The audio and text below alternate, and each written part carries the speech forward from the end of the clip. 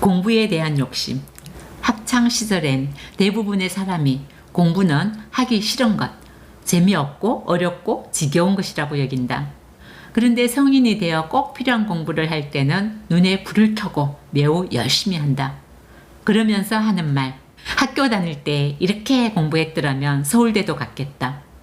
왜 그럴까? 왜 성인이 되었을 때는 열심히 할까?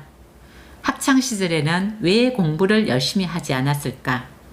학창시절엔 본인이 원하지 않아도 의무적으로 해야 할 일이었기 때문이다. 꼭 해야 한다는 필요성도 못 느끼는 상태에서 단순히 학생이니까 공부를 해야 한다고 강요를 받는다. 부모님의 공부하라는 잔소리는 끝도 없이 계속된다. 어른들은 왜 공부해야 하는지 많은 시간을 할애하여 설명하지만 아이들에게는 와닿지 않는 경우가 대부분이다. 물론 시험에서 100점 맞거나 공부하고 칭찬받을 때, 또 몰랐던 것을 알게 되었을 때는 재미를 느끼기도 한다. 부모들의 학창시절은 어땠을까? 부모들은 학교 다닐 때 공부가 재미있어서 시간 가는 줄 모르고 공부했을까? 부모의 잔소리를 듣지 않고 공부한 경우가 과연 얼마나 될까? 첫째 아이가 초등학교 고학년일 때다. 어떻게 하면 스스로 공부하게 할 수 있을까를 고민해 보았고, 고민 끝에 아이에게 조금 충격적인 방법 한 가지를 생각해냈다. 찌는 듯한 무더운 여름에 아이들을 데리고 은행에 갔다. 은행 실내는 시원했고 은행원들은 깔끔한 제복을 입고 있었다. 보통 부채를 가지고 다니던 시절이었고 에어컨이 지금처럼 흔하지 않았기 때문에 사람들은 은행으로 피서를 가기도 했었던 시절이다. 여기 에어컨이 틀어져 있어서 굉장히 시원하구나. 네, 정말 좋아요. 밖에 나가지 말고 여기 계속 있었으면 좋겠어요. 엄마도 계속 있고 싶지만 시장에 가서 먹을 것도 사고 저녁도 해야 하니까 가야 해. 아쉽지만 가자.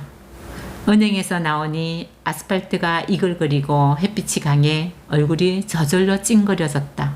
시장에 가서 닭꼬치를 한 개씩 사주고 반찬거리 몇 가지와 수박을 샀다. 땀을 뻘뻘 흘리며 집에 도착하여 씻고 나와서 수박 먹자 라고 하니 아이들이 쏜살같이 씻고 나왔다. 거실에 앉아 수박을 먹기 시작했다. 어느 정도 먹었을 때 이야기를 시작했다. 저기 봐. 저기 아파트 짓는 곳. 네? 저 사람들 얼마나 덥겠니? 우린 집에 가만히 있어도 이렇게 더운데 벽돌을 짊어지고 나르니 얼마나 덥겠어. 조금 전에 시장에 갔을 때도 엄청 더웠지?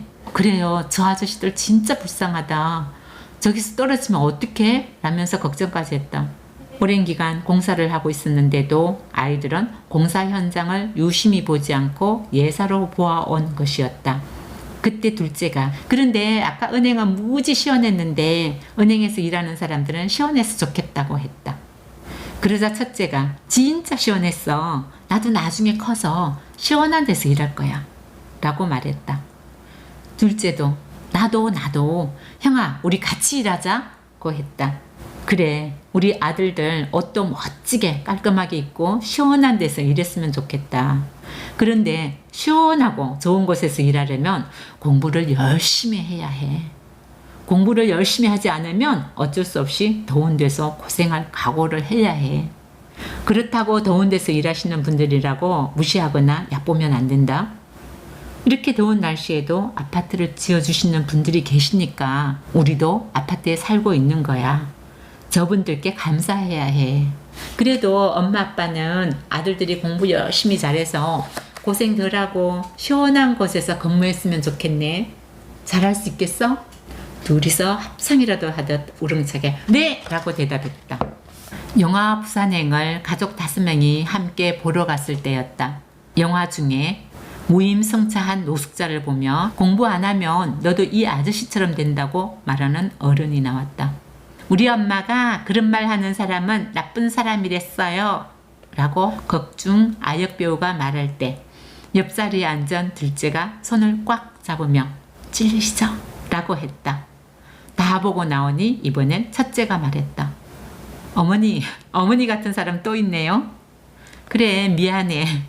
그때 그렇게 얘기해서. 아니에요. 그래서 공부 열심히 한 거예요. 잘하셨어요. 사실 그때 큰 충격이었거든요.